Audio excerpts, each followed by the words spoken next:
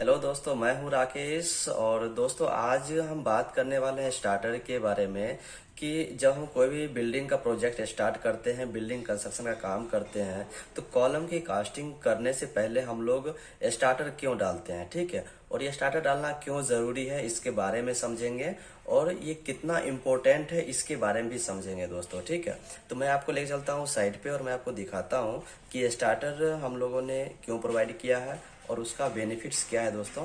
ठीक है, हेलो दोस्तों, आज हम दोस्तों बताने वाले हैं कि जब हम कोई प्रोजेक्ट जब हम स्टार्ट करते हैं, जैसे बिल्डिंग कंस्ट्रक्शन हुआ, ठीक है, तो जब हम कॉलम कॉलम की जो कास्टिंग करते हैं, ठीक है, तो उसमें हम लोग स्टार्टर क्यों डालते हैं, स्टार्टर क्यों ज़रूरी होता है। ठीक है, तो ये टॉपिक जो है बहुत ही ज़्यादा इम्पोर्टेंट है।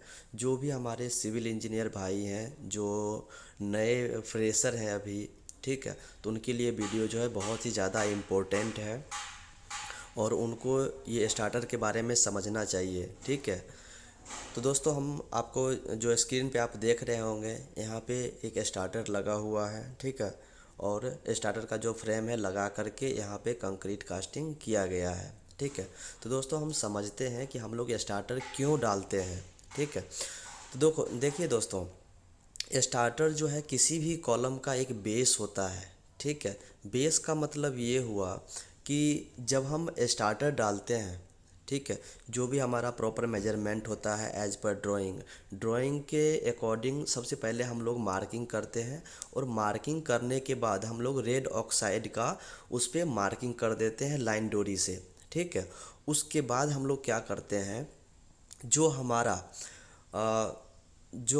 अ, ये फ्रेम होता है स्टार्टर का, वो फ्रेम हम फिक्स करते हैं। ठीक है, उसी साइज़ के अकॉर्डिंग। उसके बाद हम लोग उसमें कंक्रीट कास्टिंग कर देते हैं 2 इंच का, 3 इंच का। ठीक है, यानी 50 mm या 75 mm तक का हम लोग कास्टिंग कर देते हैं।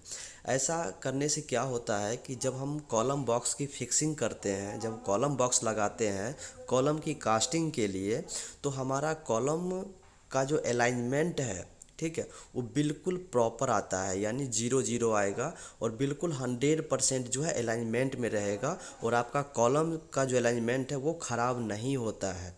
ठीक है, तो इसलिए हम लोग स्टार्टर प्रोवाइड करते हैं।